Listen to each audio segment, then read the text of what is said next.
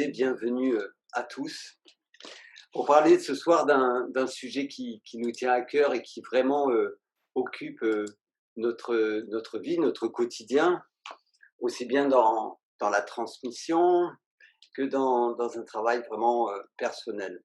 Et ce dont on va vous parler ce soir, c'est pas de décréter des vérités sur le développement personnel ou ce que doit être la spiritualité, c'est vraiment ce que l'on va essayer de partager avec vous, c'est une posture intérieure, une façon de voir les choses, aussi de faire les choses, de vivre les choses, en essayant d'aller vers quelque chose sur le plan du développement personnel et spirituel qui soit de l'ordre de la simplicité et de la vie, en fait, de trouver en nous des ressources qui nous permettent d'exprimer ce que l'on est, sans que cela soit défini par autre chose que ce que l'on sent d'une certaine façon.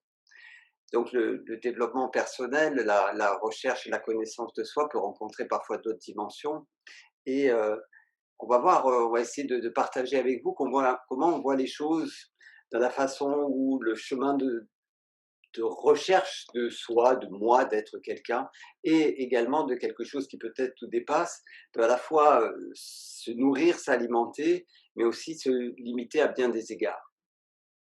Donc avant de commencer la conférence, on va quand même se présenter parce qu'il y a beaucoup de personnes que nous ne connaissons pas et merci de votre présence. Alors moi, je suis Nathalie Florville-Bellone, je suis thérapeute, on va dire praticienne en sophroanalyse. Je suis également enseignante Lango, qui est une danse chamanique. Donc c'est une danse qui nous permet de revenir à l'essentiel, en fait, c'est toute la dimension chamanique de l'âme, de pouvoir reconnecter ses ancêtres. Et je suis également formatrice à l'Institut européen de sophroanalyse avec Alain qui en est le directeur. Ouais, et moi, je suis venu en fait à la sophroanalyse parce que je cherchais une voie qui puisse réunir un certain nombre de choses que je faisais d'une manière séparée, à savoir j'étais quelqu'un qui faisait de la méditation, du yoga, j'allais sur les divans des psychanalystes jungiens, j'allais également, je m'initiais au chamanisme au Pérou, et puis, je suivais l'enseignement d'un maître spirituel qui s'appelait Arnaud Desjardins. Et donc tout ça était assez séparé et j'ai trouvé dans la sophroanalyse un moyen on va dire, d'allier et de synthétiser. Et je suis devenu, en fait, à la fois sophroanalyste et énergéticien et puis un jour, directeur de l'Institut européen de sophroanalyse. Donc qui forme des praticiens, qui fait aussi qui accompagne les gens sur leur chemin personnel lors de stages, plus spécifiques. Et de toute façon, la formation en sophroanalyse est quelque chose qui est, hautement transformateur de soi et qui essaye justement de réunir des dimensions différentes sur le plan émotionnel, psychologique, sur le plan corporel, physique, sur le plan énergétique et sur le plan spirituel, qui correspond souvent donc à des démarches qui sont séparées et à des concepts, des façons de voir les choses qui sont séparées, alors il peut y avoir des manières très simples, on va dire, non religieuse ou non psychanalytique, non new age, mais quelque chose qui va nous amener en fait à sentir notre propre nature à travers notre propre expérience, à travers ce qui on sent qui est vrai en soi et non pas par rapport à des dogmes ou à des méthodes spécifiques. Et donc le développement personnel, pour ça, en fait, quelque part, serait comme un passage obligé de toute façon pour sortir effectivement d'un certain nombre de conditionnements et de souffrances qui peuvent aussi nous empêcher d'être qui nous sommes. Donc ces fameux obstacles à l'amour qu'il y a en nous doivent peut-être passer par un chemin de connaissance de soi et ça c'est plutôt la dimension on va dire du développement personnel. Donc ce soir, ce qu'on va essayer de partager avec vous, c'est de voir la complémentarité entre développement personnel et développement spirituel. Euh, le développement personnel, c'est quoi? C'est justement développer la personnalité, donc c'est-à-dire un peu sortir de la petite image que nous nous faisons de nous-mêmes pour découvrir tous nos potentiels.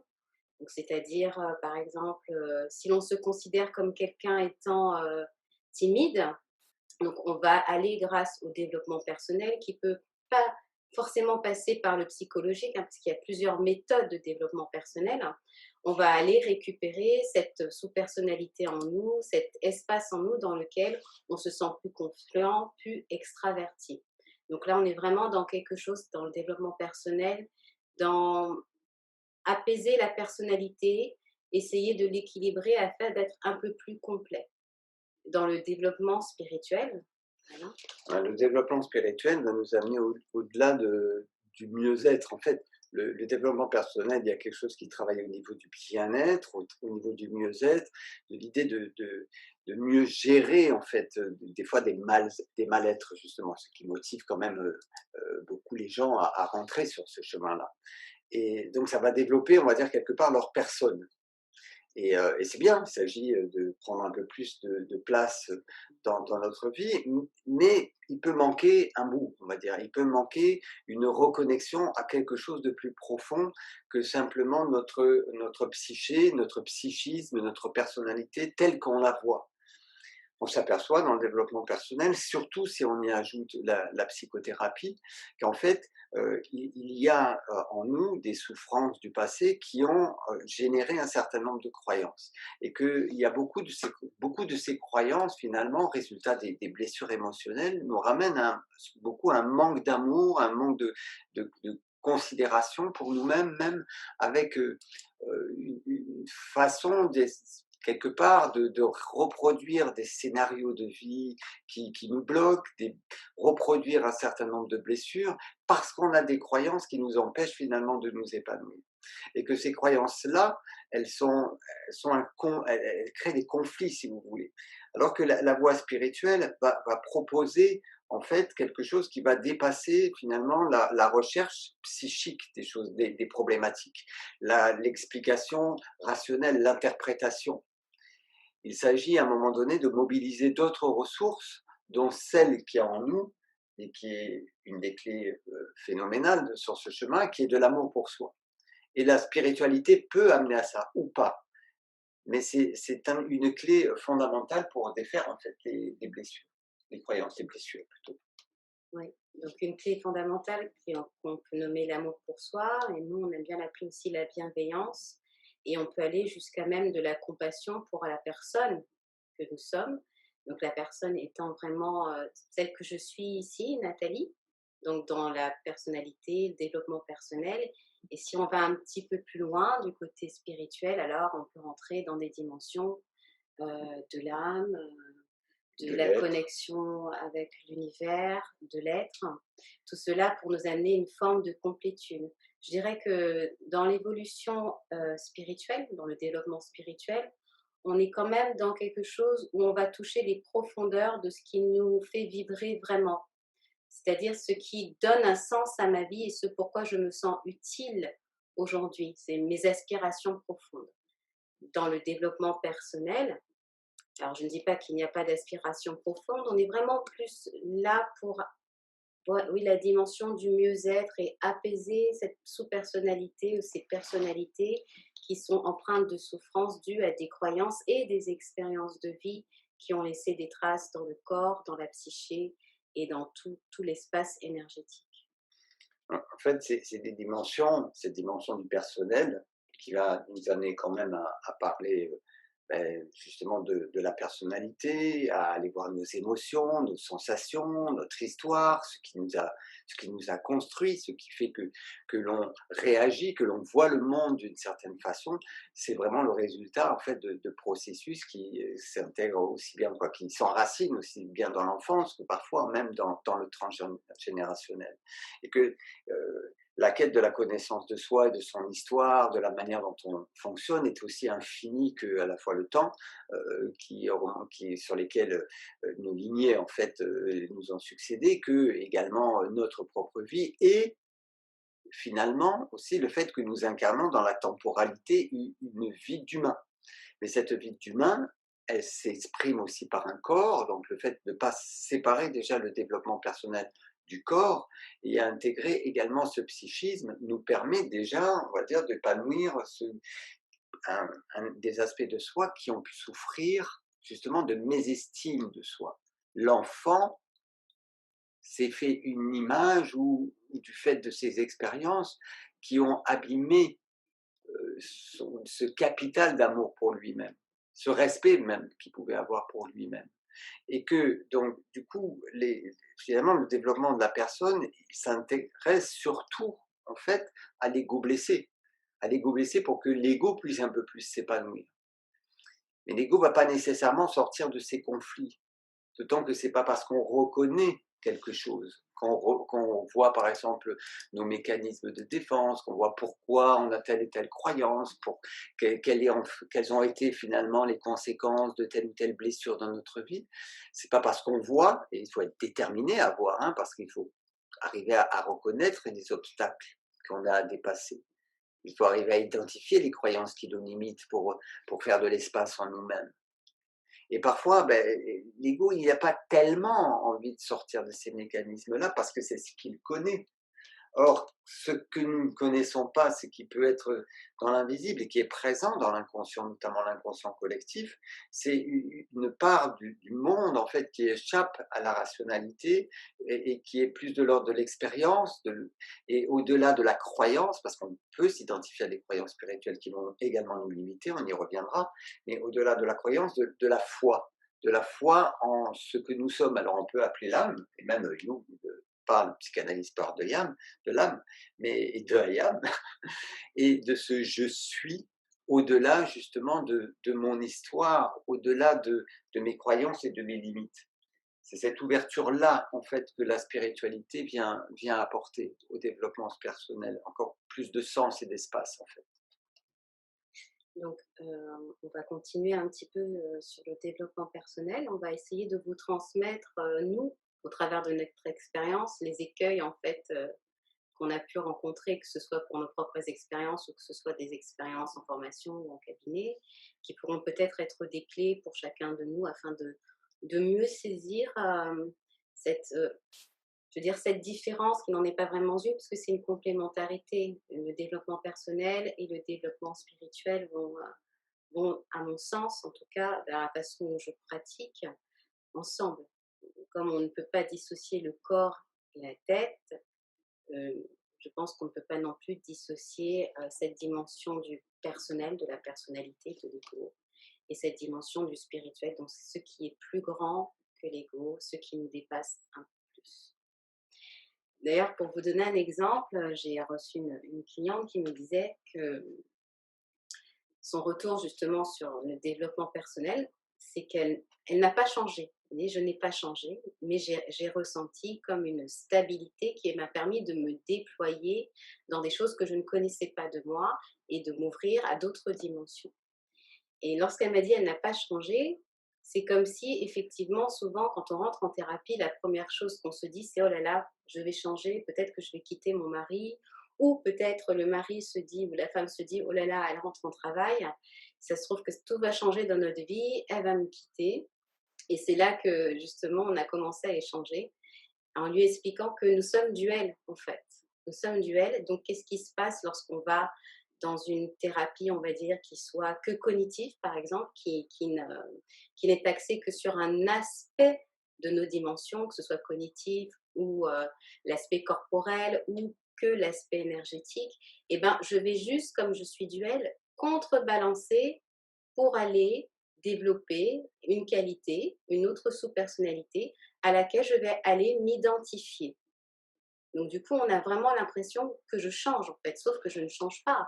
C'est juste que comme je suis quelqu'un de duel, donc c'est-à-dire que je porte à la fois la peur, la tristesse, l'amour, la haine, si à un moment donné dans ma vie, je n'étais que haine et que je rencontre qu'il y a de l'amour en moi et que je m'identifie qu'à ça, et bien à ce moment-là, j'ai l'impression que j'ai changé.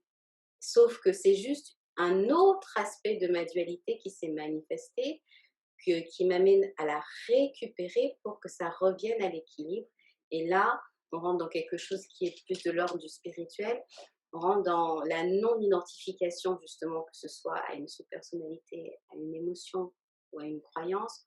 On rentre vraiment dans quelque chose qui est beaucoup plus spirituel, une forme de complétude, d'unité.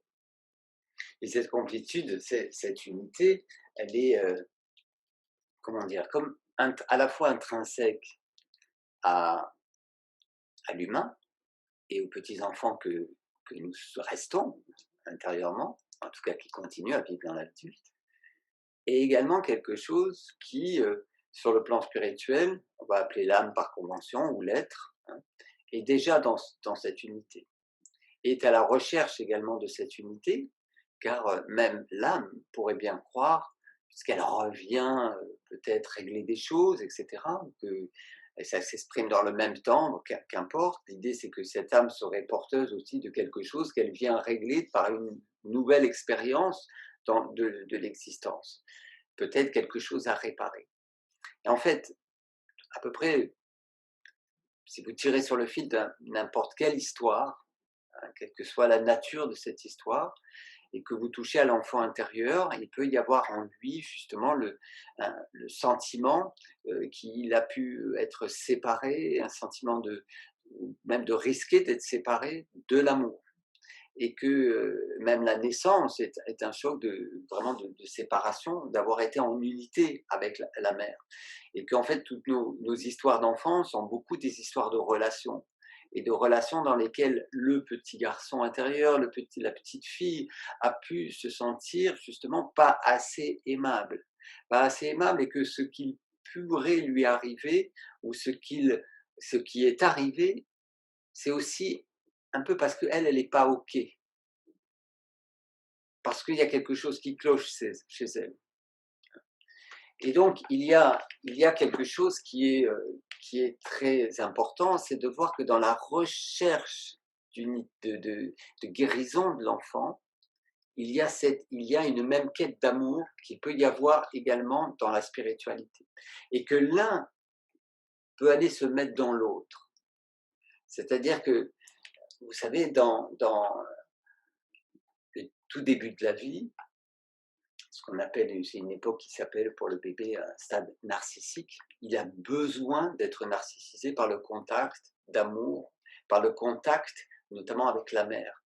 Et que on a l'habitude de dire justement qu'il y a en fait le premier contact du bébé, c'est vraiment dans le regard, dans la lumière du regard de la mère. Et que cette lumière, c'est quelque chose qu'on peut aller chercher également dans le spirituel, dans des projections auprès de la Mère divine et du Père divin et des guides et de ceci et de cela. Et que là, on peut projeter des choses aussi de l'enfant. Et que les manques de l'enfant peuvent aller soit se compenser, soit au contraire se surcompenser, même dans un domaine de la spiritualité où l'ego blessé va venir se glisser. C'est donc d'un seul coup, par exemple, le besoin d'être spécial, le besoin de vivre des effets incroyables, wow, effect qu'on peut voir sur des chemins spirituels ou sur des chemins énergétiques, qui donnent la sensation d'être vivant et de devenir quelqu'un d'autre. Mais est-ce que pour autant, il a été mis de l'amour et du pardon sur des blessures qui vont venir compenser? Par exemple, on peut se sentir tout impuissant dans le petit enfant intérieur, et d'un seul coup, dans l'énergétique, dans la spiritualité, se retrouver dans la toute-puissance. Or, ça va encore parler de la même chose, et ça ramène à ce que tu disais, Nathalie, sur cette dualité, ces costumes que nous nous créons, et qui fait que il peut y avoir un moi spirituel. Comme on peut découvrir comme ça qu'on a un petit Bouddha intérieur, qu'on a un petit chaman intérieur, qu'on a des tas de choses, etc., mais qui peuvent aussi freiner notre développement, notre évolution, parce qu'en fait, ce n'est que encore l'expression du petit enfant intérieur qui vient se glisser dans la spiritualité. Et que donc là, l'un et l'autre peuvent aussi bien se limiter, mais aussi que, au contraire, se nourrir l'un l'autre au service de l'évolution de la personne dans sa globalité, comme elle l'entend. Et ça, c'est important. J'ai rien à rajouter là-dessus, sauf pour peut-être vraiment appuyer tes propos en disant que le développement personnel, à mon sens, c'est de remettre à l'équilibre toutes nos polarités. Voilà, je cherchais le mot. Toutes nos polarités, afin que peut-être puisse émerger de nous un autre espace beaucoup plus grand que cette sous-personnalité, que cet ego, ce mental, qui nous conditionne et qui nous fait tout le temps rester dans un système de peur, alors que logiquement, le développement spirituel, on serait plus quelque chose porté par l'énergie de l'amour, ce qui n'inclut pas, ce qui n'exclut pas, pardon, ce qui n'exclut pas que ma personnalité est toujours là et elle est toujours présente et que j'aurai des émotions qui ne sont pas toujours dans la joie, qui ne sont pas toujours dans l'amour. Et c'est justement si j'ai assez d'amour et de compassion pour moi que je peux vraiment me déposer dans cette forme de spiritualité et l'incarner ici. Voilà. Parce que justement, dans la spiritualité, par exemple, il y a l'idée d'accepter, il y a l'idée de lâcher prise, beaucoup, c'est très à la mode. Il y a l'idée justement qu'on est tout amour. Si on est dans le oui total à ce qui est, si on est dans l'amour de ce qui est, ben ça ne peut commencer que par soi. Sinon, je projette encore quelque chose. Je, moi, thérapeute, peut devenir un guérisseur de lumière, mais pour autant, est-ce que moi-même, mon petit enfant, est guéri, ou du moins est-il sur un chemin de guérison et de compréhension, de façon à ce qu'il n'y ait pas cette confusion, justement. Il y a Swamiji Prajnampal, qui était le maître Arnaud Desjardins, disait une phrase assez simple, disait: le psychologique libère l'ego, et le spirituel, la spiritualité libère de l'ego. En fait, tant qu'on est en fait dans des formes de conditionnement qui est issu de nos passés, des passés aussi de nos lignées, eh bien, on reste finalement dans les limites que nous posent nos croyances. Comme si on faisait de la vie quelque chose qui ressemble plus finalement à ce qu'on a cru devoir croire, ce à quoi on s'est identifié, plus on va être finalement dans quelque chose qui parfois peut être sans issue, alors qu'il y a quelque chose en nous auquel on peut accéder dans le présent, qui lui peut être permanent, qui lui peut nourrir de la sécurité et de la lumière, et que ça va plus être l'enfant qui va être aux commandes, mais notre être, notre essence, et ce qui est touchable du point de vue de l'intuition et de l'expérience humaine, et ça c'est important. Parce qu'il s'agit d'une pratique. Si on commence à chercher le résultat d'un chemin développement spirituel et de développement personnel, donc d'épanouissement total de soi, on va forcément quitter les mondes du connu pour aller vers quelque chose que l'on ne connaît pas. Et ça suscite de la peur. D'où le fait de pouvoir savoir qu'on va passer par des tas d'expériences, qu'il ne s'agit pas de vivre des choses extraordinaires et de se dire: oh, je vais vivre quelque chose d'extraordinaire plus tard. Il s'agit de faire ce chemin quelque chose qui soit incarné dans le quotidien. Pour nous, la spiritualité n'a de sens que si elle nous aide à être de plus beaux humains, à être des humains divins, si cela résonne pour nous. Et que ce qui est important, c'est que de toute façon, que l'on se considère comme une âme qui refait une expérience ou comme un simple humain, ce qui est important, c'est de faire de notre quotidien une expérience qui soit tournée vers de la vie, vers l'épanouissement, du plaisir, et que la véritable spiritualité, quelque part, c'est de mettre de l'amour et de la joie dans son existence. C'est quelque chose qui fait sens pour nous. Alors, nous, on n'aimerait pas toujours que parler, parce qu'on aimerait bien avoir un peu vos réactions, vos questions. Par exemple, nous donner votre point de vue sur justement ce qu'est pour vous le développement personnel, ce qui est pour vous justement le développement spirituel. Et on va essayer aussi de vous parler un peu des écueils sur le chemin, en fait, hein. Alors, est-ce que vous auriez des questions?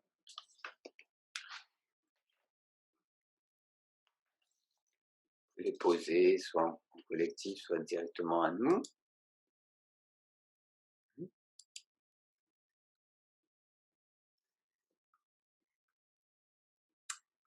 Alors, bonsoir.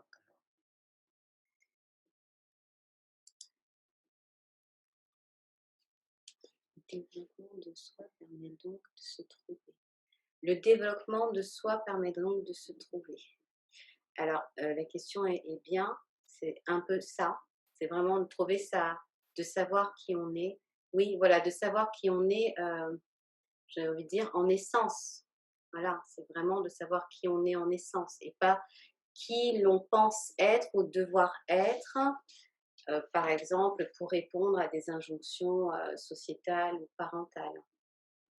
Voilà, quel est notre but ici? Un peu, justement, le développement personnel peut vous amener à, par exemple, retrouver de la confiance en vous pour créer quelque chose que vous souhaitez faire depuis longtemps et que vous n'osiez pas. Il y a même une personne qui a fait la formation sophranalyste, donc au départ pour être sophranalyste, et elle a fait tout ce chemin, en fait, hein, qui est un chemin très, très global, et qui, au bout de ce chemin, au lieu d'être sophranalyste, elle a trouvé justement un épanouissement qui lui a donné la liberté d'exprimer sa créativité et de devenir une super céramiste d'art. Voilà. Et donc elle a trouvé quelque chose qui en plus l'a relié à quelque chose pour elle de plus important et qui la concerne. Et avant tout, d'un seul coup, tiens, c'est le développement de la personne, j'ai trouvé ce que je pouvais créer dans ma vie. Et au-delà de ça, comme on dit souvent aux personnes, que son chemin personnel peut t'amener à faire la vaisselle d'une façon plus heureuse, à être simplement mieux dans tes baskets ou à Dieu. Mais ça, c'est l'expérience de chacun et c'est pas pour nous accompagnateurs à nous de dire tiens, il faut que tu crois en Dieu, au Christ, à ceci, au cela. Tu peux être athée et toucher quelque chose qui s'appellerait le soi. C'est d'ailleurs l'approche de la psychanalyse, par exemple, jungienne, hein, qui a aussi une dimension spirituelle. Et si tu tires le fil, si vous tirez le fil de ce qu'il y a au fond du cœur, qui vous amène notamment, c'est pour ça qu'on passe par la bienveillance, à passer par cette bienveillance et cette compassion dont nous sommes également porteurs, eh bien ça peut nous ouvrir donc à cette dimension spirituelle et certains vont chercher justement leur mission d'âme. Ok. Peut-être, oui. Moi, je dis pas oui ou pas non, c'est l'expérience de chacun, l'expérience d'Alain, l'expérience de Nathalie, c'est pas la vôtre. Euh, c'est de pas, que cette recherche de mission d'âme, c'est aussi quelque chose que recherche également l'enfant intérieur et que l'âme sera d'autant plus accessible et pourra sortir elle-même de ce qui peut être des méandres, hein, que nous aurions fait la paix avec notre enfant intérieur. Nous aurions justement participé à guérir ses blessures pour que cette mission d'âme, en tout cas ce que l'on a envie de faire en notre essence, puisse s'épanouir. Parce que c'est de toute façon à partir de ce que nous sommes aujourd'hui que nous pouvons incarner ce que nous serions en essence. Et donc la lumière de l'amour, si on peut résumer ça qui est quand même celle de la spiritualité, peut justement soutenir ce chemin de guérison. Parce qu'on on se nourrit, on nourrit finalement, on se nourrit nous-mêmes d'un amour et d'une lumière dont a également et en tout premier lieu besoin notre enfant intérieur qui est toujours un peu aux commandes, un peu de nos histoires. Donc, quel est le sens de la vie ici? C'est ça? Comme disait Alain, ça c'est propre à chacun, dans le sens où je fais déjà la paix avec ce qui est en conflit à l'intérieur de moi, alors s'ouvre un champ des possibles à moi. Et c'est moi qui vais choisir ce que je vais faire de ma vie. C'est ça, devenir créateur de sa vie. C'est-à-dire déposer ses conditionnements pour se laisser le droit et le pouvoir de vivre la vie qu'on a envie de vivre. Et là, je lis une question qui parle de l'enfant intérieur. Effectivement, si cet espace de l'enfant intérieur n'a pas été contacté en conscience, c'est-à-dire avec déjà se rendre compte que ça existe, hein, parce qu'il y a beaucoup de gens qui entendent parler de l'enfant intérieur et ils se disent bon ben l'enfant intérieur c'est celui soit qui est blessé, soit celui qui est joyeux. Non, en fait c'est cette dualité. Il y en a plein. Et il y en a tellement d'autres.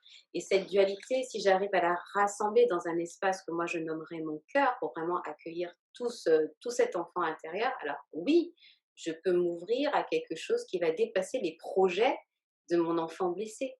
Parce que mon enfant blessé, il s'est identifié à ses peurs et aux entre guillemets, règles qu'il devait se fixer ou qu'on ne lui fixait pour pouvoir être un enfant, pour pouvoir être en lien, notamment avec ses parents. Donc, et en fait, nos blessures s'inscrivent quelque part dans la psyché, mais aussi les ressources s'inscrivent dans la psyché, se développent plus ou moins, et que en fait, l'enfant intérieur, c'est un ensemble, vraiment, c'est un puzzle fait justement des croyances liées à des émotions qui se sont forgées pendant l'enfance et qui sont aussi l'héritage du transgénérationnel.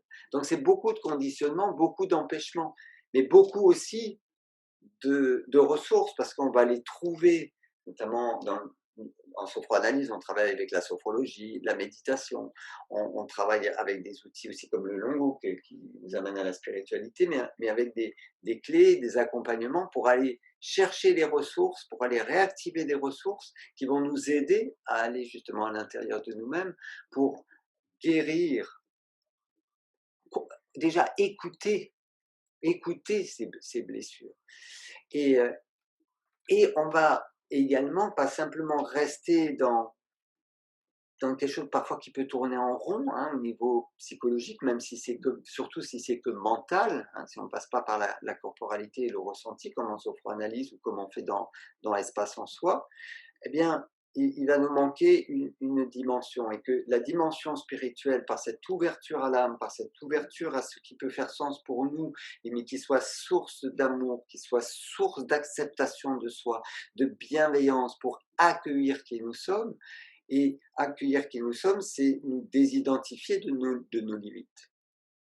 Mais on peut aussi faire de cette lumière voilà, quelque chose qui nous éblouit. Là, on vous dit, la lumière qui vient de la dimension spirituelle et énergétique, okay, elle est là pour, on va dire, comme une lampe de poche, pour mettre en lumière des choses qui nous empêchent d'être justement totalement, entre guillemets, lumineux. Parce que nous sommes lumineux par nature, mais des choses nous font croire qu'en fait, on n'y a pas droit. Si, on y a droit, par nature, on y a droit. Par nature, nous sommes lumière. Mais je peux aussi d'un seul coup trouver ça tellement extraordinaire que je m'enorgueillis. Et que d'un seul coup, cette lumière aussi, parce que je vais me percher, par exemple, dans des trucs, je ne vais plus être là.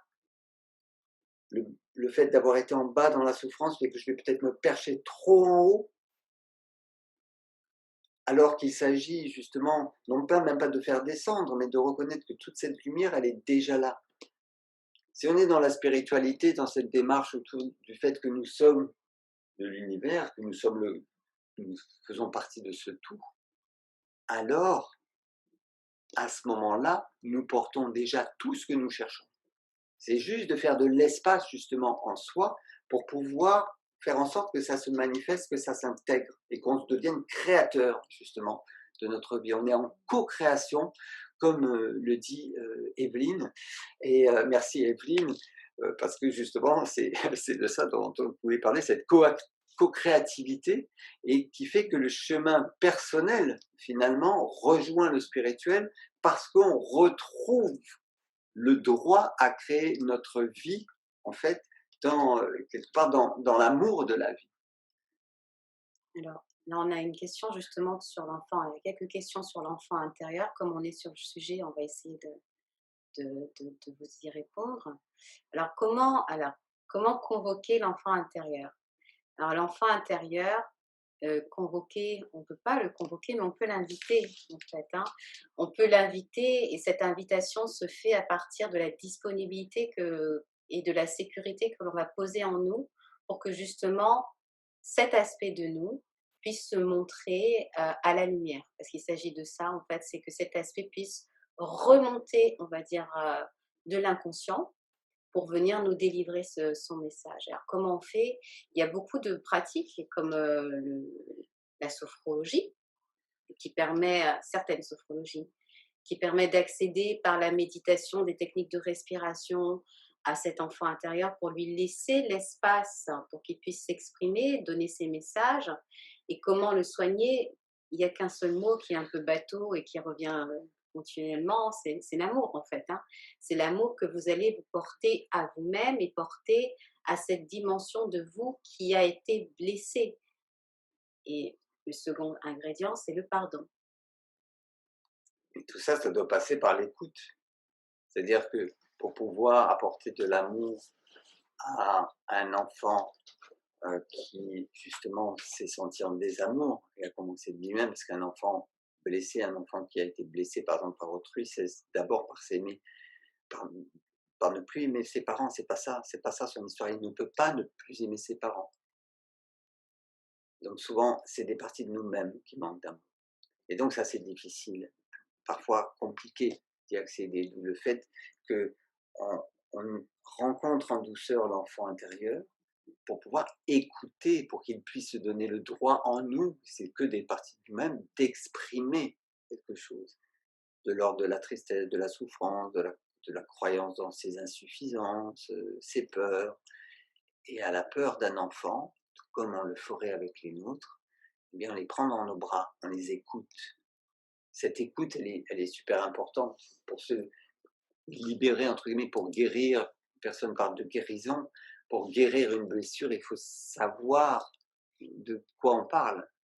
Donc, justement, l'approche, et en spiritualité, c'est souvent mal pris. Hein. C'est pas genre, on va m'enlever ma blessure.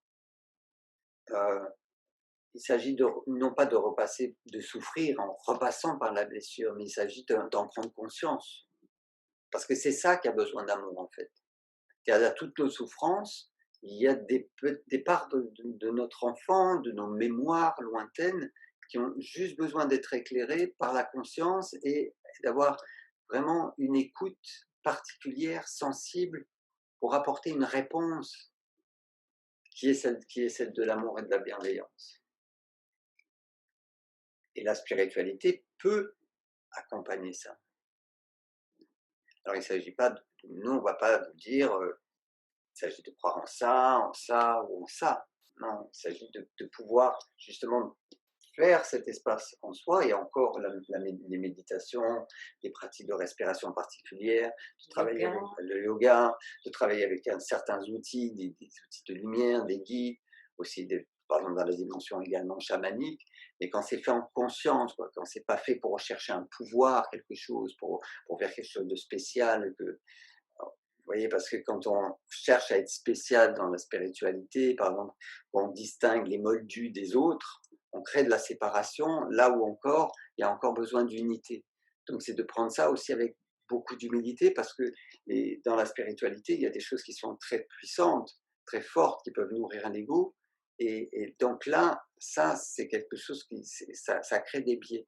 L'idée, c'est que justement là, quelque part, l'ego, il se met au service de quelque chose de plus grand, de plus large, et de quelque chose qui est si vaste en nous qu'on ne peut que le partager. Vous voyez, c'est quelque chose où il y a beaucoup moins de frontières entre soi et les autres, et en même temps, il y a le droit de vraiment incarner qui l'on est, parce que c'est ça au final. Que l'on soit né par hasard, entre guillemets, pour une histoire de biologie, hein, ou que l'on ait choisi de revenir sur Terre, vivre une expérience d'humain pour progresser sur notre chemin d'âme, qu'importe, on est là, dans tous les cas, on est là. Et qu'à partir de ce là, même si on a eu un passé, c'est toujours là qu'on est, et que c'est là qu'on peut choisir une autre réponse. Et que donc ça, c'est un cheminement. C'est pas une baguette magique, c'est un cheminement, ce qu'on propose un petit peu avec toute limite que ça, parce que c'est du distanciel, mais c'est déjà très, très fort. Ce qu'on propose avec l'espace en soi, ou dans les stages, ou dans ce que vous pouvez faire, et vous avez envie de faire là où vous êtes, dans les pratiques dans lesquelles peut-être vous êtes déjà, dans les partages. Mais c'est un cheminement. Il peut y avoir dans le développement personnel une tendance à picorer. Vous voyez, à faire plein de stages, de plein de choses, d'aller voir plein de choses, de lire plein de bouquins, de voir plein de vidéos. Et je fais exprès avec mes mains, c'est de la dispersion. Et à un moment donné, c'est aussi une démarche, une pratique, une discipline, mais au sens positif du terme. Au sens, parce que le chemin ne se fait pas sans marcher, on ne joue pas merveilleusement du violon de soi-même si on n'a pas pratiqué le violon, si on n'a pas fait ses gammes. Donc ça demande des étapes, de prendre des expériences, des pratiques, trouver la vôtre. Nous, on propose celle dans Espace en Soi qui est une belle façon aussi, où que l'on soit, hein, que l'on soit néophyte ou que l'on ait fait déjà d'autres choses, eh bien ça ouvre des portes, trouve des clés qui ne sont jamais qu'en nous-mêmes. J'allais exactement dire ça, c'est, On on là, on a une forme de connexion. les clés, nous avons déjà tout en nous, sauf que, voilà, tous ces conditionnements, ces peurs, la peur de notre propre lumière, de notre propre réussite fait qu'on reste bloqué dans une personnalité entre guillemets «malade». Voilà, malade parce qu'elle ne peut pas s'exprimer dans toute sa splendeur, au-delà de ses blessures. Nous avons une question là qui nous dit que, bah, j'ai beaucoup travaillé sur moi et comment faire pour me débarrasser de «l'ego» entre guillemets. L'ego, à mon sens, on ne peut pas s'en débarrasser parce qu'on en a besoin. Puis on est des humains. Sinon, on ne pourrait pas faire cette visioconférence Vous ne seriez pas là, vous. ensemble, on ne pourrait pas parler. Voilà, on n'aurait pas de corps, ce serait compliqué. Donc, c'est pas tant de l'effacer. Alors, ça, ce fut vrai avant. On va dire que l'évolution spirituelle, elle a évolué aussi avec la civilisation. Mmh. Hein, avant, c'était certaines personnes, des initiés, qui avaient droit, qui avaient tout un parcours à faire. Il y avait, le corps était banni. Il fallait rester vraiment dans cette dimension vraiment d'élever sa conscience. Maintenant, on est quand même dans une ère où justement on rassemble. On ne bannit plus ni le corps, ni les émotions, ni le mental. C'est juste on remet chacun à sa place. On rééquilibre chacun afin que justement cette dimension spirituelle en nous, notre âme, notre être, puisse s'expanser. Donc en soi, l'ego ne s'efface pas, sinon on serait perché, hein, on n'aurait pas de corps, mais on peut le discipliner, parce que l'ego c'est comme un cheval fou, en fait, hein, puis on essaye de le contrôler, C'est un moins ça enfant. marche. C'est un Donc enfant. le discipliner, c'est un petit peu comme disait Alain, c'est de donner une routine, mais une routine qui nous fait du bien. Ça veut dire que cette routine, je la mets en place à partir d'un espace en moi où je sais que je vais me faire du bien. C'est pas un espace où je vais rentrer tout de suite en fight avec un but à atteindre. Par exemple, il faut que je sois dans le bien-être absolument, il faut que je sois heureuse. Non, Que ce soit très spirituel. voilà, Et c'est vraiment ouvrir un espace en soi à partir duquel je peux aller, par exemple, poser tous les matins 3 respirations, marcher, dans la forêt, poser quelque chose de régulier qui amène à se sentir bien et psychologiquement et physiologiquement, ça joue dans le corps. Donc qu'est-ce qui se passe dans mon corps? Eh ben, je suis moins stressée et donc si je suis moins stressée, j'ai moins peur et si j'ai moins peur, bah, du coup, la confiance, l'estime de moi peut revenir.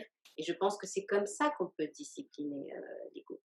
L'ego, ce n'est pas non plus le mental. Le mental, c'est vraiment, un peu comme l'ego d'ailleurs, le mental, c'est vraiment ces pensées-là qui arrivent tout azimut sans que vous ayez rien demandé d'ailleurs, que ce soit vos pensées ou celles des autres.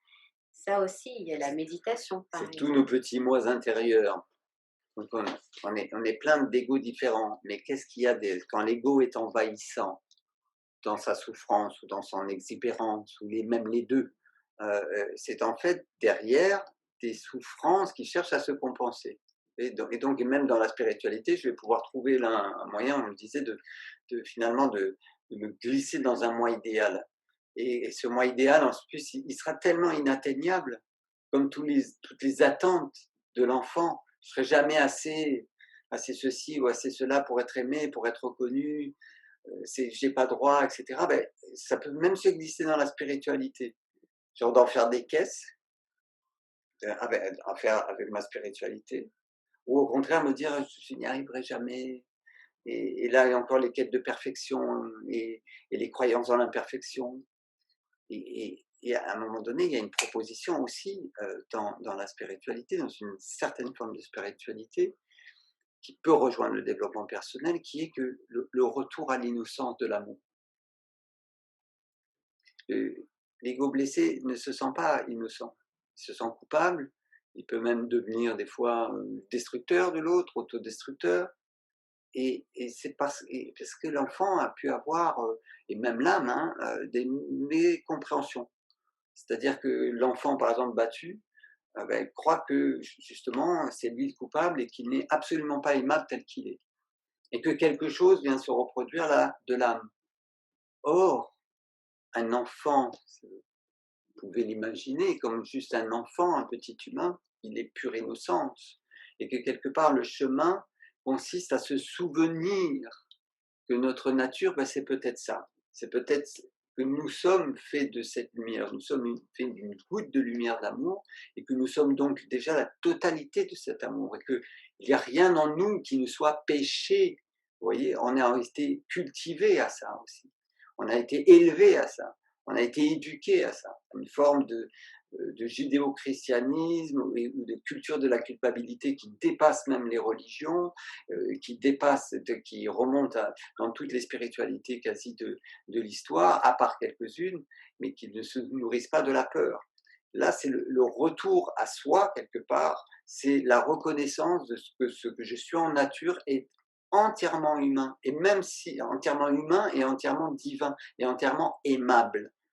Il n'y a rien en moi qui vaille le coup que je ne m'aime pas. Et que ça, quelque part, c'est une révolution. Et ça peut être lié à des croyances spirituelles, mais là encore, à chacun de voir laquelle et qu'est-ce qu'elle nourrit. Parce que je peux avoir une croyance spirituelle, des croyances spirituelles qui fait de moi un véritable petit dictateur spirituel. Que tous les autres doivent croire que ce que je dis est l'absolue vérité, que cette voie-là, c'est la bonne, et que celle-là, non. Et il y a beaucoup de ça dans les luttes d'ego. Le monde de la spiritualité est plein de luttes d'ego. Hein, soyons clairs, donc nous restons des humains. Donc, du coup, comme le dit Sylvia, l'écoute de soi. L'écoute de soi demande le silence, dit le plus grand des bavards que je suis. L'écoute de soi, et je rajouterai toujours le même mot, c'est vraiment, voilà, merci Angélique, la présence à soi, d'accord, et l'amour. Je veux dire, l'ingrédient essentiel, c'est vraiment cet amour à développer pour soi pour ne plus aller le chercher à l'extérieur.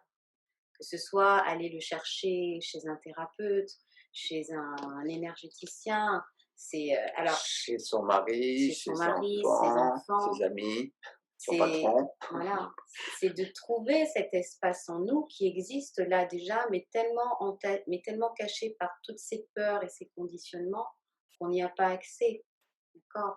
Donc c'est de commencer, ne serait-ce qu'à se dire: «Mais il y a en moi un espace où tout est déjà là, et il y a cette innocence et cet amour en moi». Ce que l'on recherche à l'extérieur pour répondre à la question justement comment guérir cet enfant, comment le contacter, mais c'est de simplement utiliser la présence à soi, c'est-à-dire là, quand je réagis d'une certaine façon émotionnellement, quel âge j'ai? S'il y a quelque chose qui est vraiment perceptible chez l'enfant intérieur quand il se manifeste, c'est les éclats émotionnels, que ce Ou les soit gammes. ou voilà, que ce soit explosif ou que ce soit fermé. Là, on est dans une dimension de l'enfant, d'une blessure de l'enfance, qui peut être aussi une blessure de l'âme. Et là, on entre dans quelque chose de karmique. Mais quoi qu'il en soit, ça reste quand même une blessure qui demande à être regardée, reconnue, guérie, aimée, pour que ça puisse se transformer. Et toute cette présence à soi nous permet d'accéder à des niveaux de conscience et de mémoire, justement, qui augmentent la connaissance de nous-mêmes. Nathalie faisait référence à du karmique, à des blessures de l'enfant qui peuvent être en résonance avec ses souffrances karmiques, avec ses croyances karmiques, ou ses croyances des ancêtres, de nos ancêtres au sens euh, de l'arbre généalogique. Hein. Et bien, tout ça, en fait, se termine par des pensées, c'est ça au final, des charges énergétiques et émotionnelles, certes, mais qui nourrissent tes pensées et qui se nourrissent tes pensées. Donc, au final, la présence à soi, c'est certes passer aussi par des méthodes, notamment qu'on propose, hein, en sophroanalyse ou dans Espace en soi, de pouvoir se poser, être au contact de nous-mêmes, et cetera, et se rendre donc plus disponible à ce que puisse émaner de nous des choses qui ont besoin d'être écoutées, entendues, réglées, pardonnées, et également nous ouvrir et nous rendre plus disponibles à quelque chose de plus vaste que nous. Notamment, c'est dans également toutes les méditations, à la fois de récupérer des ressources en nous-mêmes et à la fois celles qui vont nous proposer d'expanser notre lumière, d'expanser, d'équilibrer notre énergie pour pouvoir être dans la matière, hein, exprimer qui l'on est vraiment en essence, sans que nous on vous définisse qui. Parce que la réponse, de toute façon, ce sera vous-même, mais au-delà de toutes les idées que vous pouvez vous en faire. Et celui qui vous parle, il se dit la même chose également, hein, parce que nous restons naturellement en chemin. Là, on ne se prend pas pour des gens qui sont montés sur un Himalaya, parce que moi, l'Himalaya n'existe pas, il n'y a pas d'Himalaya à atteindre, mais juste comment, dans notre expérience à nous, on le vit, on essaye de le transmettre également par nos outils, par ce qu'on partage avec les personnes, soit en cabinet, en stage, en formation ou sur Espace en soi. Mais ce qui est important, c'est de voir que nous sommes la première personne qui pouvons changer ça. La voie spirituelle, développement personnel, ne va pas changer le monde, elle va changer, elle change notre vision de voir le monde, notre façon de voir le monde. Hein. Et la situation ne va pas changer, c'est les événements. Vous voyez, par exemple, si vous gagnez, il y a plus de calme en vous, plus d'ouverture, de confiance dans ce que vous êtes et dans votre lumière, c'est pas pour autant qu'entre nous, il ne va plus y avoir de Covid. Mais peut-être que j'aurais pas la même réponse, de peur, de colère, vous voyez, cette crise qu'on traverse là fait exploser, on va dire, tous les compteurs de toutes les angoisses humaines, qu'elles soient individuelles ou collectives, ça les ramène. Il y a vraiment toute la collection. Peur de la mort, de la séparation, de la perte, la castration, ne plus pouvoir faire des choses, etc. Et donc, évidemment, ça nourrit énormément de peur de l'ego, énormément. Ces peurs, ces croyances, et quand on est dans la peur, on peut être dans la défense, mais aussi dans l'attaque, et que ça nous replie finalement sur des choses qui sont vraiment dans l'inconscient collectif actuellement, qui sont explosives, et que donc il s'agit d'aller trouver en soi des ressources qui vont faire que d'un seul coup, je ne vais pas avoir la même réaction de peur, de colère. Je vais gérer les choses autrement parce que j'ai aussi, non pas que je me suis barré ailleurs et que ça ne me concerne plus, ok, hein, mais que ça nourrit en moi quelque chose qui nourrit mon ouverture, qui fait que également toutes mes peurs et mes culpabilités, j'en suis déchargé. Vous savez, il y a une phrase qui m'est venue hier par rapport à quelque chose sur lequel je réfléchissais, c'est que finalement, il ne s'agit pas de faire de la vie une maladie. Souvent, les personnes disent n'en fais pas une maladie. Voilà. Essayons de ne pas faire de la vie une maladie. Il y a Freud qui disait que le malade, c'est-à-dire le névrosé, ne veut pas guérir. Et oui, parce il est identifié à ses peurs, il est identifié justement à son enfant intérieur, il ne sort pas de ses conditionnements. La blessure, c'est ce qu'il connaît. Qu'est-ce que je serais sans mes souffrances? Des fois, ça peut faire peur. Qu'est-ce que je suis si je sors de la croyance que je dois être comme ci, comme ci, comme ça? Qu'est-ce que je fais si d'un seul coup, justement, je suis absolument pas coupable de ce dont je peux m'accuser inconsciemment, et que donc je n'ai pas besoin de m'auto-punir ou de punir l'autre. Je suis libre de ça. Des fois, ça peut donner le vertige, mais ça ouvre, au contraire, finalement, cette acceptation de soi, cet amour pour soi, ouvre à une autre manière de penser. Et c'est nos pensées qui créons les choses, les pensées inconscientes et les pensées inconscientes. Donc si je mets plus de conscience et plus de lumière sur mes pensées, je vais certainement créer une vie qui sera en tout cas plus aimable, parce que je l'aimerais d'avance, quelque part.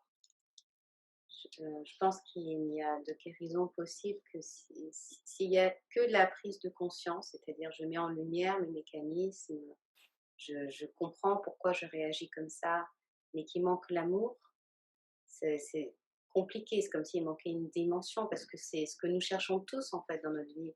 Tout le monde cherche à être aimé. Après, on emploie des moyens, des subterfuges un peu, voilà, ça dépend de l'histoire de chacun. Mais tout le monde a besoin et a envie d'être aimé et d'aimer aussi Même en s'il a retour. peur d'aimer.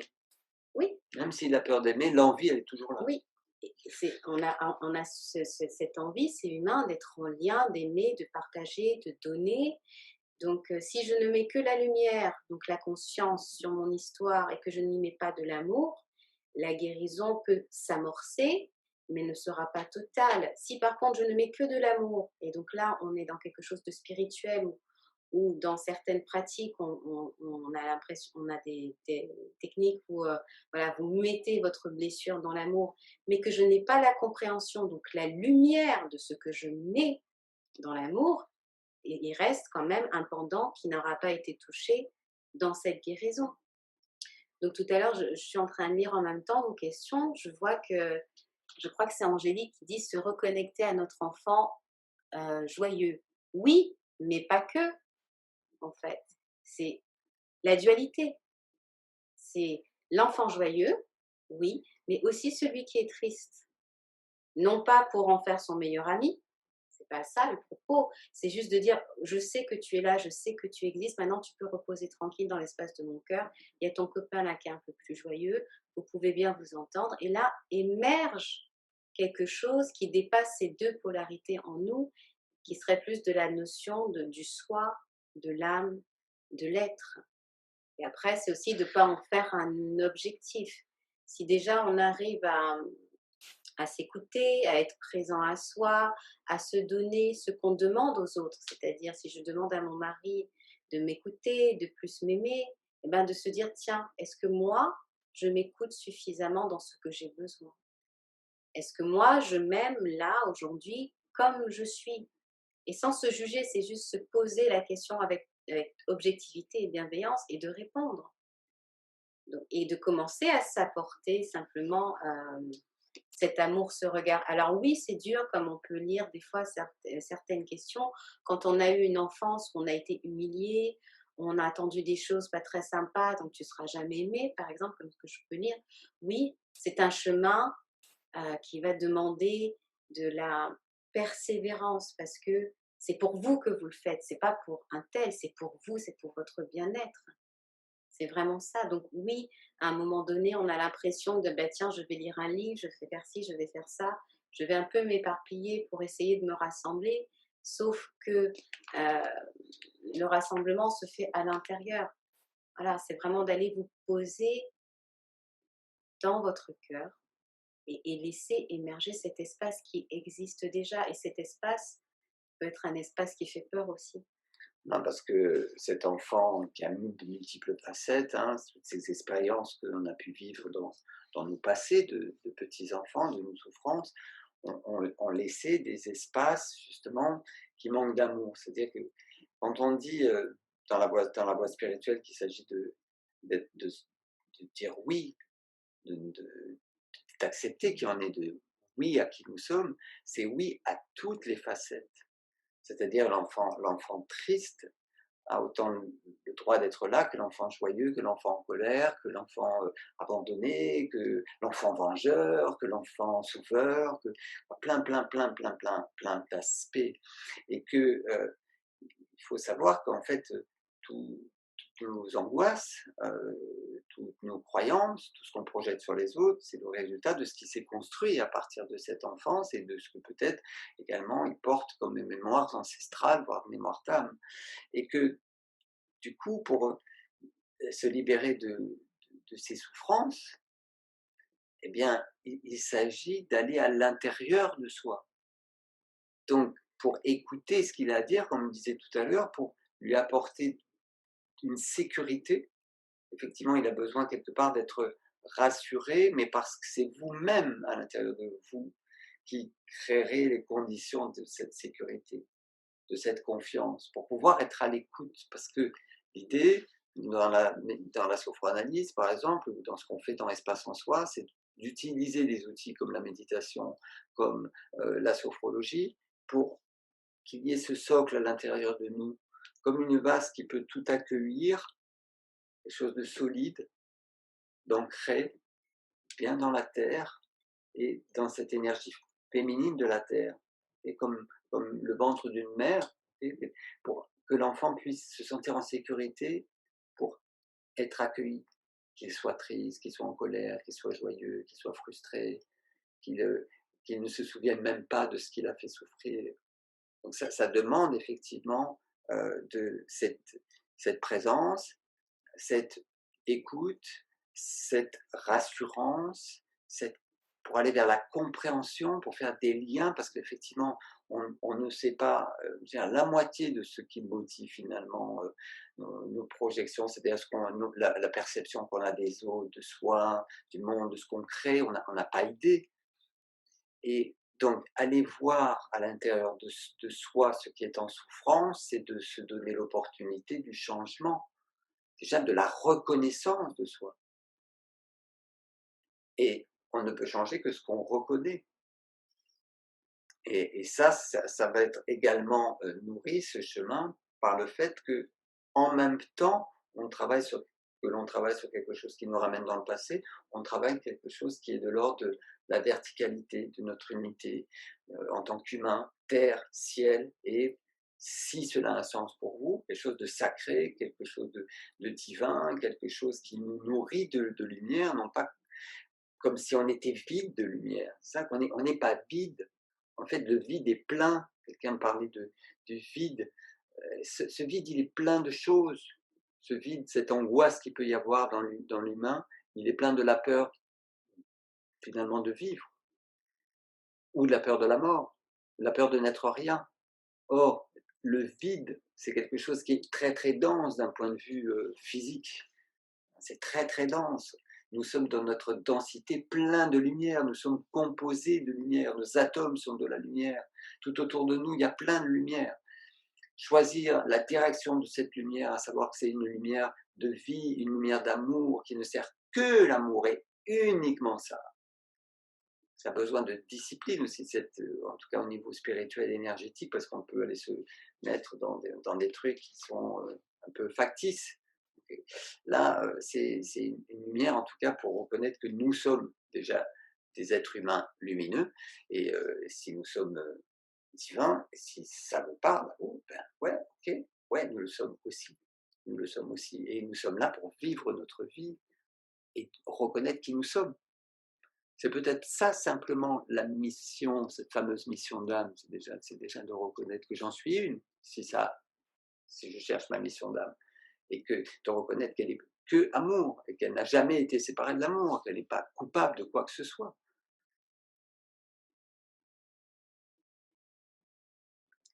On va continuer à répondre aux questions. Est-ce que tu peux monter Un petit peu. Ça, on a un peu répondu. Se connecter à l'enfant joyeux. Et un témoignage de Virginie qui a connecté son enfant intérieur et c'était une expérience bouleversante parce que c'est ça, c'est exactement ça. Vous savez, en chamanisme, on appelle ça des recouvrements d'âme. C'est des parties de nous qui ont été blessées et on s'est fragmenté. Ayant été blessé, cette partie va se cacher quelque part dans notre inconscient ou dans d'autres dimensions si on rentre vraiment dans le spirituel. Et simplement en faisant une méditation, je vais récupérer cet enfant blessé. Je le ramène dans ma conscience d'aujourd'hui, celle qui est plus adulte, et je la ramène dans mon cœur et je fais la paix avec cet espace-là pour pouvoir ouvrir, continuer à ouvrir mon cœur, parce qu'il s'agit de ça aussi pour cet enfant intérieur, c'est qu'à un moment donné, nous nous sommes fermés à l'amour en espérant que le mari, les enfants aient la clé. Mais tout le travail, c'est de retourner son regard à l'intérieur, de changer son regard sur soi. Et c'est ce regard, cette bienveillance qui sera la clé pour réouvrir ce cœur qui a été blessé un jour.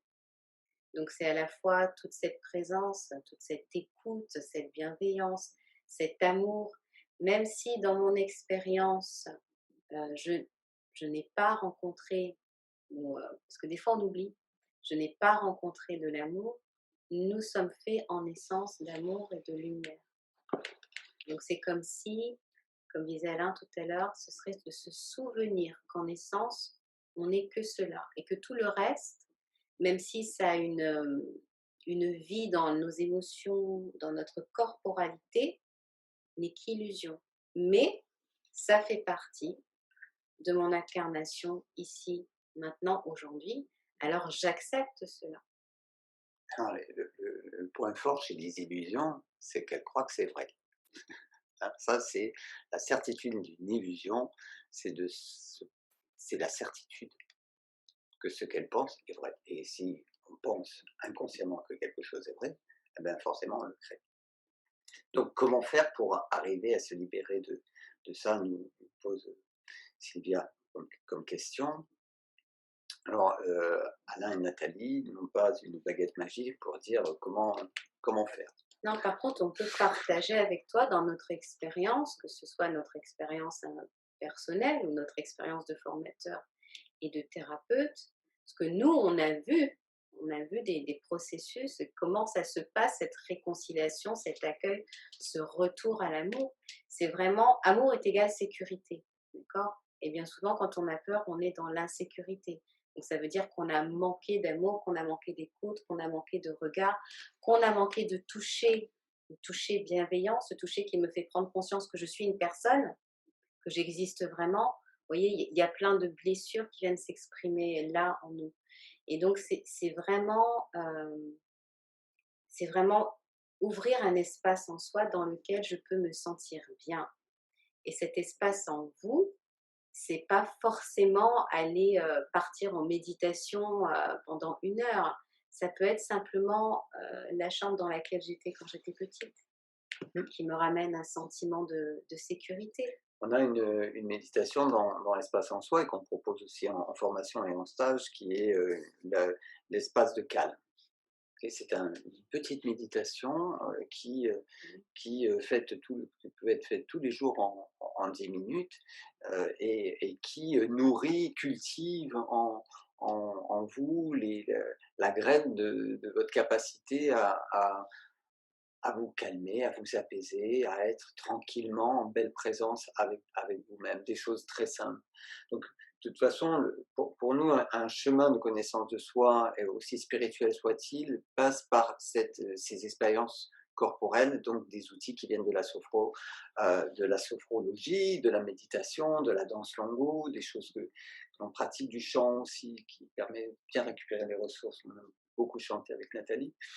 Et, et que cette sécurité va nous servir à accompagner les gens, les personnes, à aller au contact à la fois de ce qui les empêche de vivre d'une certaine façon, et donc des blessures du passé, de leur relation avec le papa, maman, avec les frères, les sœurs, les blessures qu'il y a pu avoir, pour pouvoir à la fois extraire voir les liens avec ce qui se reproduit dans mon existence, extraire la croyance quelque part qui alimente ça, qui fait que je ne peux pas finalement être autre chose que ça inconsciemment, et que j'ai même peur que on accompagne souvent des personnes qui ont peur de sortir de leur enfant victime quelque part, parce que s'ils sont plus victimes, me disait quelqu'un que j'accompagne, si je suis plus une victime, alors je ne suis plus protégé par maman.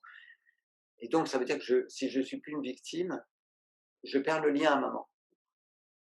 Et que quelque part, le bénéfice donc de rester dans ma victimité, dans ma peur, dans mes tendances à être un peu maltraité par les autres, ou à me soumettre, ou à être complètement agressif parce que justement je veux me défendre, tous ces mécanismes-là qui tiennent de la même chose, eh bien finalement tiennent à une idée qui me maintient dans un scénario.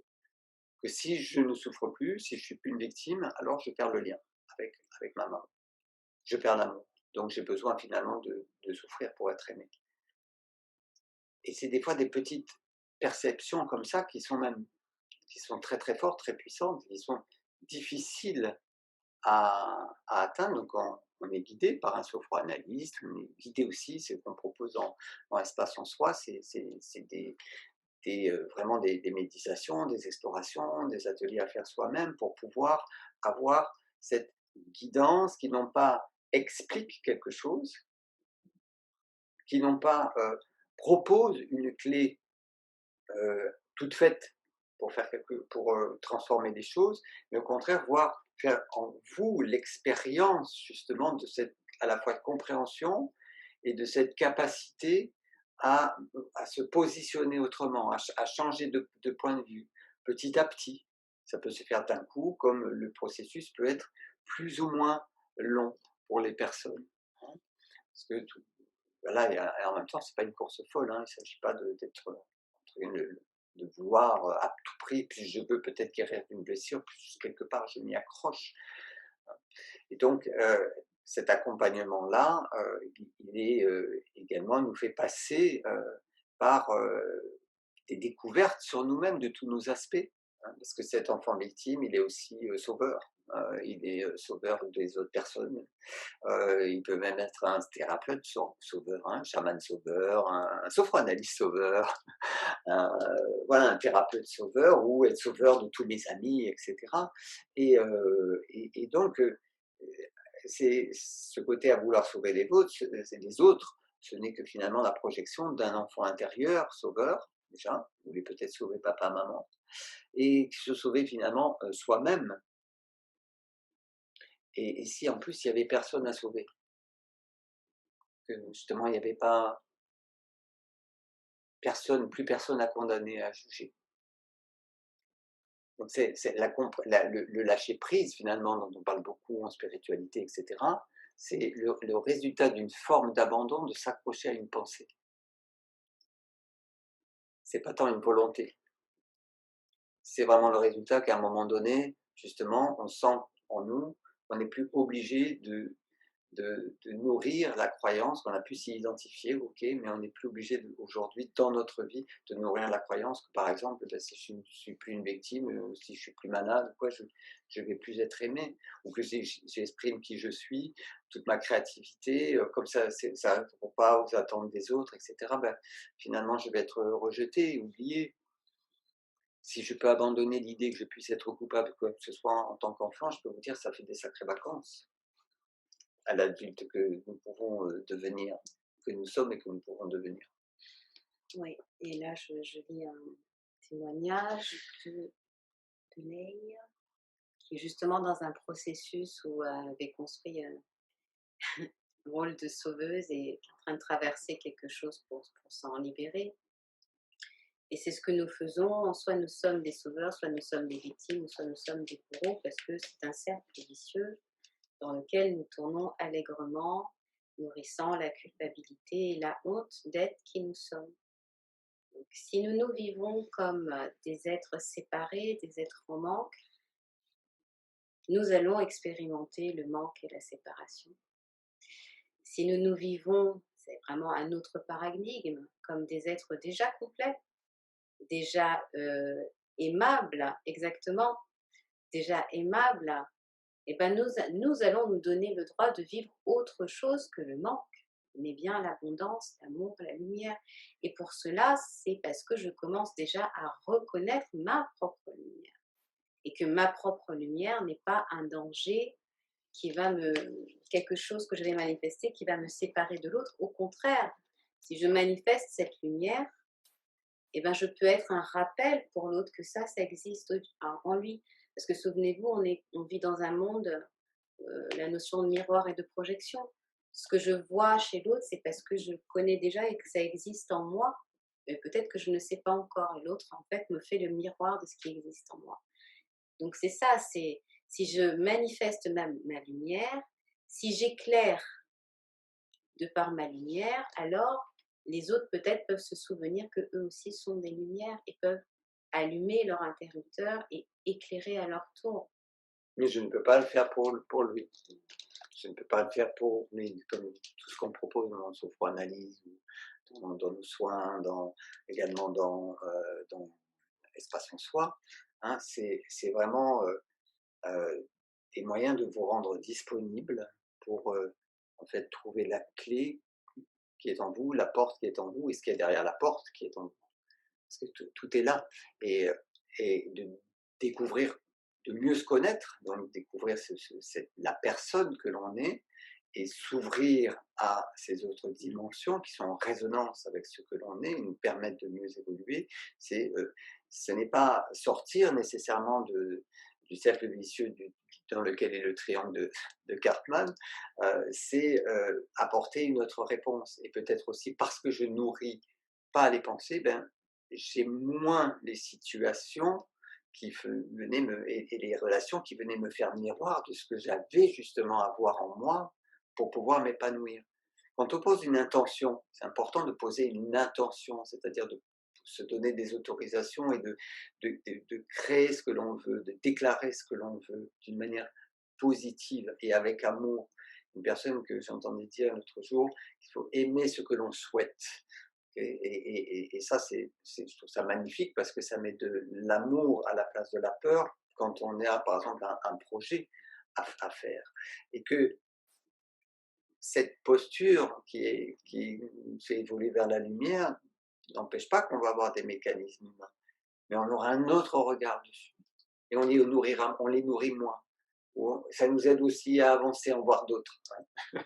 Okay, mais n'oublions pas que tout peut être ici juste et parfait dès lors que j'accueille ce qui est avec un maximum d'amour parce que, en plus, ce que je crée, c'est moi qui l'ai construit d'une certaine façon, c'est moi qui l'ai co-créé. Je suis responsable aussi. L'enfant, lui, n'est pas responsable, pas coupable. Et aujourd'hui, je peux être responsable de, de la manière dont justement je travaille sur moi, dont je réagis avec les autres, dont je relationne avec les autres, de ce que je crée dans mon quotidien. Ça, je peux en être responsable. Et donc, ça, le chemin de développement personnel et spirituel demande cette décision, cette prise de responsabilité.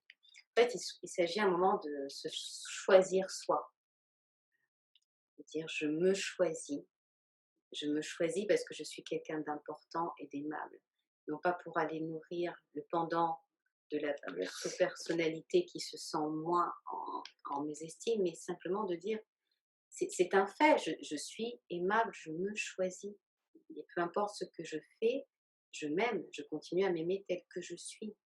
Là, je suis en train de lire une question qui dit, par exemple, pour se connecter à l'enfant intérieur alors qu'on n'est pas prêt, comment on fait? Eh bien, on fait comment?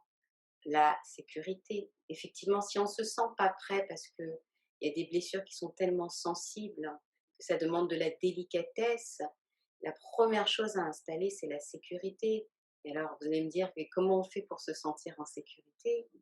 Ben, il y a des tas de techniques de méditation, il y a des tas de techniques de respiration, il y a aussi commencer à observer ses pensées et voir ce que je nourris en moi. Est-ce que lorsque je sens une peur qui arrive, j'alimente cette peur avec d'autres pensées? C'est aussi se donner la possibilité d'utiliser son libre arbitre, hein, et de devenir, comme dit Alain, responsable, donc responsable de ses pensées, responsable de ses émotions, responsable de ses ressentis. C'est ça qui va commencer à installer la sécurité, c'est de vous rendre compte que vous êtes le maître des lieux. C'est pas mon mari, c'est pas mes enfants, c'est pas mon patron, c'est pas Macron, c'est vous êtes responsable des lieux.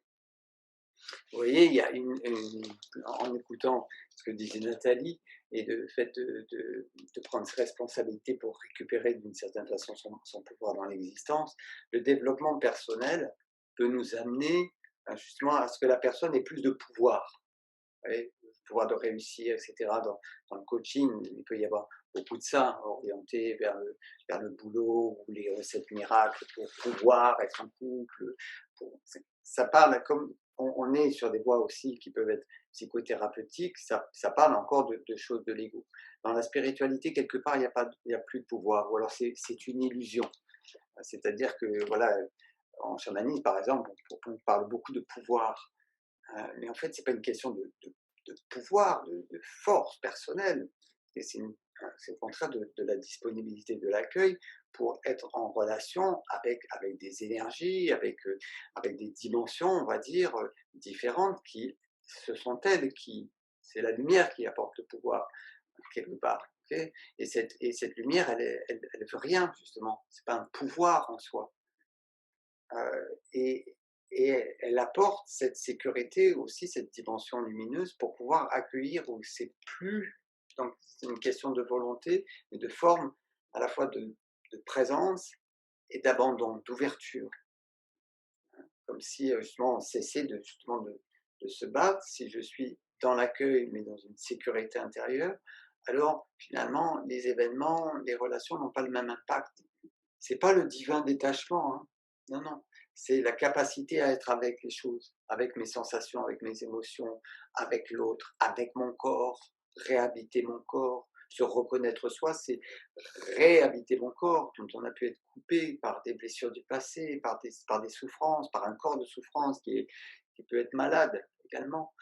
Et donc là, c'est une reconnexion globale qui a pour but de faire de nous des humains heureux, selon le sens qu'on lui donne, hein, mais avec quelque chose qui en nous-mêmes nous suffit.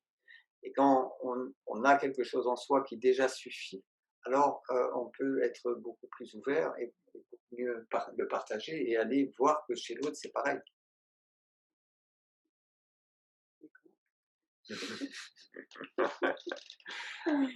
Plutôt que de continuer à parler, à moins que vous ayez une autre question, on voudrait juste peut-être respirer ensemble pour que ce qui est de l'ordre du concept puisse au moins, en prenant 10 minutes de respiration, faire se rencontrer justement ces dimensions de notre pure humanité, même dans notre corporalité, de notre densité, avec quelque chose qui, dans le cœur, peut nous ouvrir à cette douce puissance de lumière. Donc si vous le voulez bien, nous vous invitons à vous installer confortablement, prendre le temps de bien vous installer.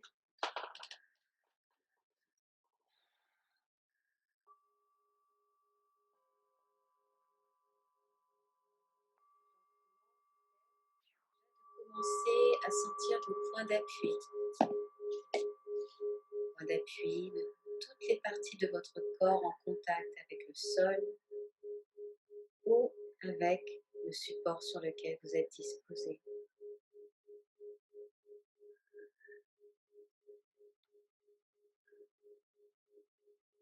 Et gentiment, maintenant, nous allons tourner notre regard vers l'intérieur. Fermer nos yeux. Prendre le temps de se connecter à notre intériorité, à notre souffle. De pouvoir dans un premier temps simplement écouter comment nous respirons. Est-ce que notre respiration est profonde, courte, saccadée? De simplement observer et respirer, sans rien modifier.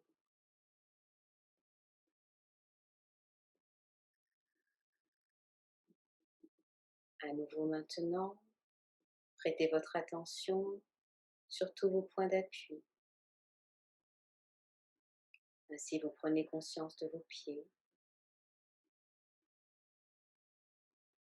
Prenez conscience de vos jambes, conscience de vos genoux et de vos cuisses. Vous laissez cette écoute remonter le niveau de votre bassin.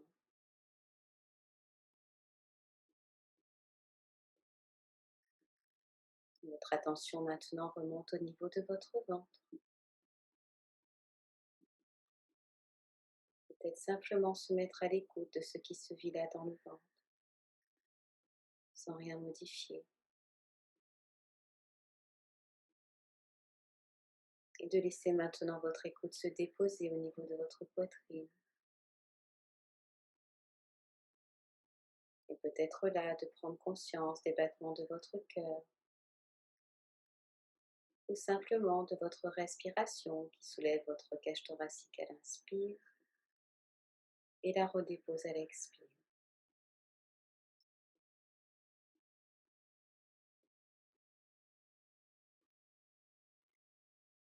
Gentiment vous laissez cette écoute particulière que vous vous portez en cet instant se déposer sur vos épaules,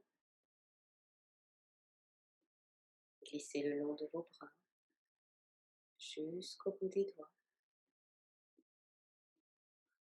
Et simplement se mettre à l'écoute de ce qui se vit à l'intérieur de chacun des deux bras, sans rien modifier, simplement respirer.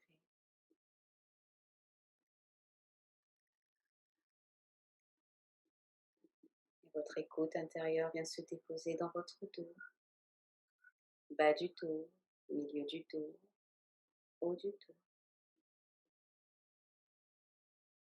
Ainsi, vous prenez conscience de toutes les sensations qui peuvent parcourir l'espace de votre dos, sans rien modifier, simplement respirer.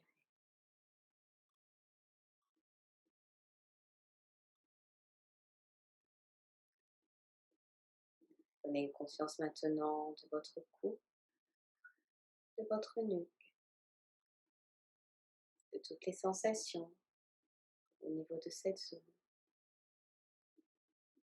Et de simplement respirer là, un instant.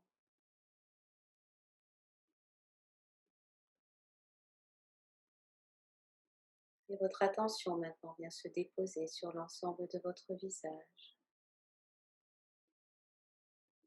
Ainsi, vous prenez conscience de votre front, vos sourcils, vos yeux, votre nez. Prenez conscience de vos joues, vos mâchoires et vos lèvres, jusqu'aux oreilles.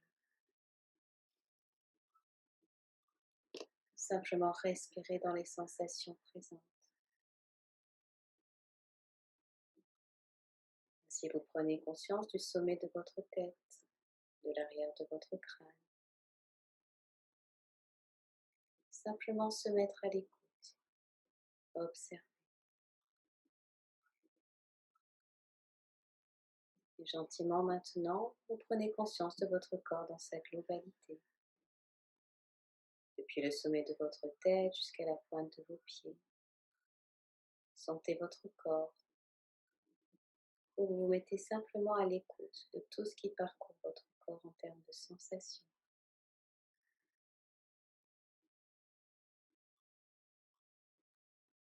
Et dans cette écoute particulière, je vous invite à laisser votre souffle se déposer dans votre ventre. Et ainsi, nous allons respirer là pendant 3 profondes respirations. Inspirez, gonflez le ventre. Expirez, relâchez. Inspirez et expirez.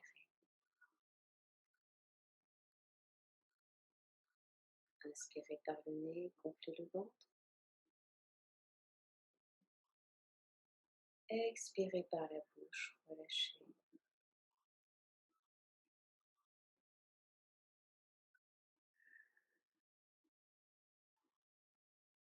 Laissez votre respiration redevenir naturelle, sans aucun effort. Écoutez simplement les sensations.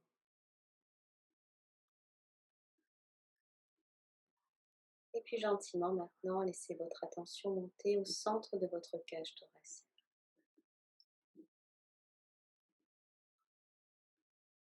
Et nous allons respirer là,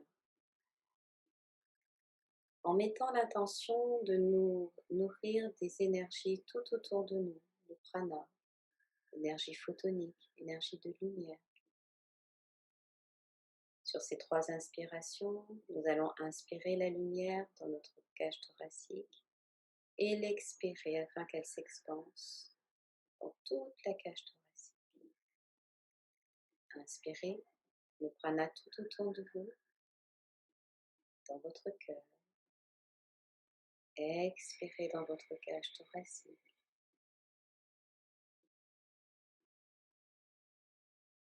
Inspirez les énergies d'amour, lumière, le prana tout autour de vous, dans votre cœur. Expirez dans votre cage thoracique.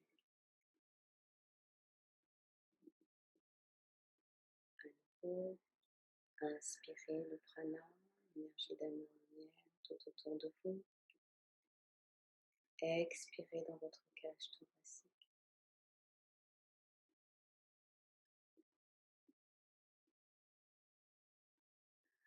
Nous laissons la respiration redevenir normale. Profitez des sensations dans la poitrine. Et nous allons respirer à nouveau 3 fois. Et là, je vous invite à vous visualiser à chaque inspiration, à chaque expiration, comme si vous constituiez tout autour de vous une sphère de lumière. Inspirez le prana autour de vous. Et expirez toute cette lumière tout autour de vous. Constituez votre sphère de lumière. Inspirez.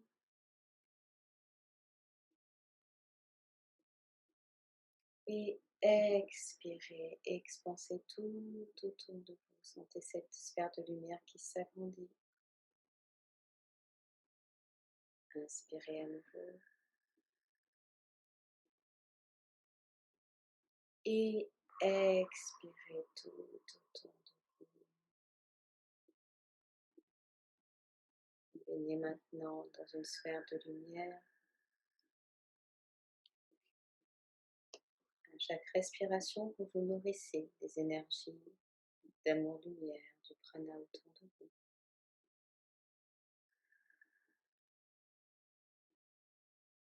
Respirez.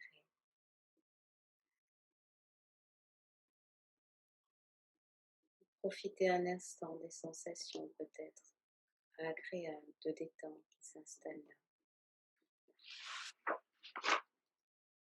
dans votre cœur.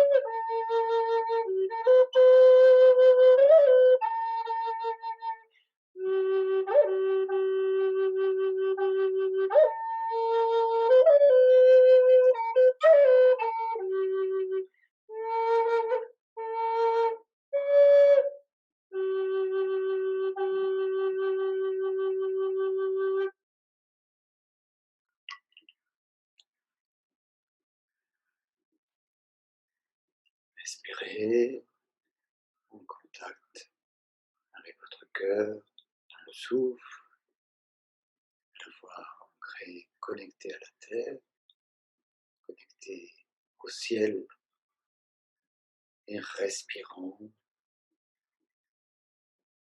toute votre présence. Peut-être sentez dans votre cœur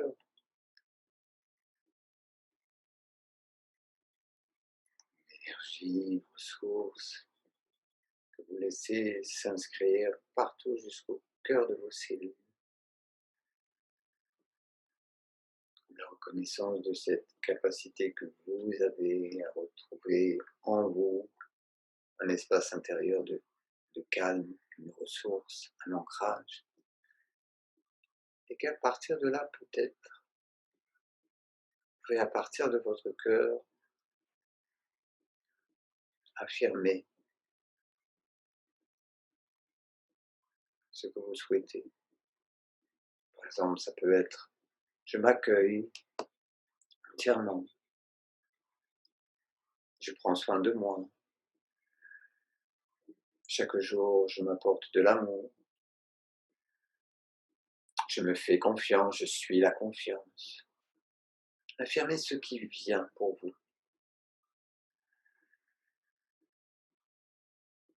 Et ça peut être « Je m'aime, je prends soin de moi. J'accueille la vie en moi, j'accueille l'amour en moi. Je suis lumière. » Et c'est vous Donnez-vous ce cadeau d'exprimer à voix haute, chez vous, en vous-même et pour le monde entier, ce que vous souhaitez.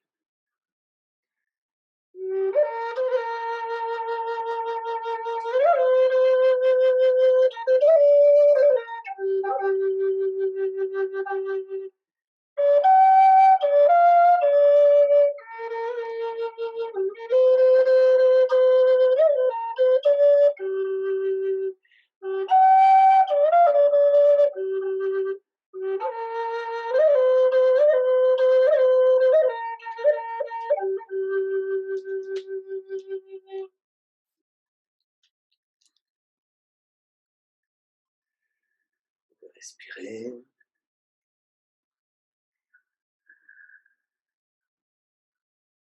Peut-être aussi prononcer, affirmer qui vous êtes. Moi, par exemple Alain, je suis. Et vous pouvez ajouter un mot, justement, de cette ressource que vous avez pu peut-être ressentir. Je suis amour, je suis confiance, je suis le calme, je suis la bienveillance, je suis la sécurité, ce qui est venu pour vous, pour l'affirmer comme étant quelque chose que justement vous pouvez manifester pour vous chaque jour quand vous en avez besoin, en le nourrissant, même 5 minutes par jour. On fait de ces toutes petites graines des merveilleuses fleurs, arbres d'amour, de la vie en fait. Et puis gentiment, continuez à respirer dans cette sphère de lumière. Continuez à respirer le prana tout autour de vous pour nourrir votre cœur, nourrir vos cellules, nourrir peut-être votre âme. Et de simplement garder en vous les sensations agréables ressenties ici et maintenant.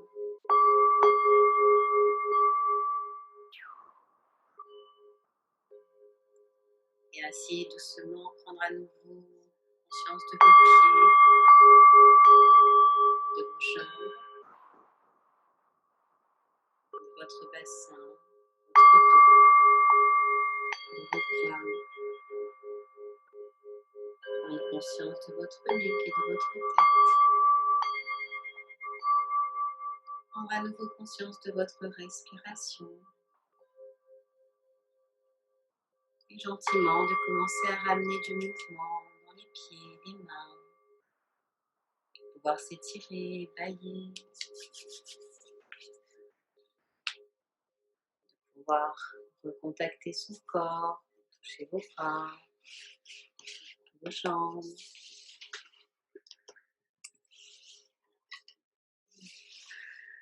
Dans ce toucher conscient, de simplement vous remercier pour ce petit instant de respiration, de visualisation que vous venez de vous offrir. Et puis de réouvrir les yeux quand ce sera juste et bon pour vous.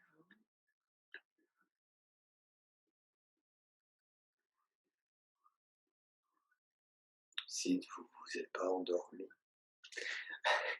En tout cas, ça peut préparer un doux sommeil. En tout cas, c'est ce qu'on va vous souhaiter après ce moment partagé avec vous. J'espère que vous repartirez avec des choses qui pourront nourrir votre propre chemin. On se retrouvera peut-être dans 2 ou 3 semaines pour un nouveau partage comme celui-ci sur un autre terme qui en fait n'a pour but pour nous que de partager un peu ce qu'on aime faire et ce qu'on aime transmettre, ce qu'on a mis dans tout notre cœur et nos savoir-faire dans Espace en Soi. En tout cas, quel que soit ce avec quoi vous repartez, cultivez le bien, prenez soin de vous, aimez ce que vous êtes et ce que vous faites. Merci pour votre présence et votre écoute. Merci à tous. Nous vous souhaitons de cultiver cet instant que nous venons de partager, notamment cette petite méditation, voilà, qu'elle vous accompagne dans cette belle nuit afin de laisser déposer peut-être quelques graines, voilà, quelques graines dans l'inconscient. Et après d'arroser votre jardin d'amour, de lumière et de conscience. Et si vous voulez la refaire, elle est très simple à faire pour votre cœur et votre corps s'en souvient. Et puis nous la remettrons en replay sur la chaîne YouTube où la dernière fois on avait mis l'espace de calme, qui est l'une des méditations qui est dans Espace en soi. Prenez, Espace de calme qui est juste pour revenir à une question, pour contacter l'enfant intérieur, qui est un lieu qui permet de développer la sécurité. Donc vous avez une petite vidéo sur YouTube. Alors bien sûr, c'est pas magique, c'est pas la baguette, hein, vous savez, les mauvaises habitudes, elles sont vraiment bien ancrées, donc eh ben, il faut créer de nouvelles habitudes et des habitudes qui soient un peu plus saines pour nous. Alors ce serait de, voilà, de pratiquer cet espace de calme de façon plus ou moins régulière. Merci Manon, à bientôt. De façon plus ou moins régulière. Ce qui est intéressant, c'est que ça vous fasse du bien. Voilà. Faites ce qui vous fait du bien, qui vous donne du plaisir et de la joie. Et ça commencera à nourrir la sécurité. merci à Merci à vous vous, merci. d'avoir été là et peut-être à bientôt sur YouTube, Espace en soi, Facebook et ces rendez-vous. Merci beaucoup. À bientôt. Prenez soin de vous. Belle soirée.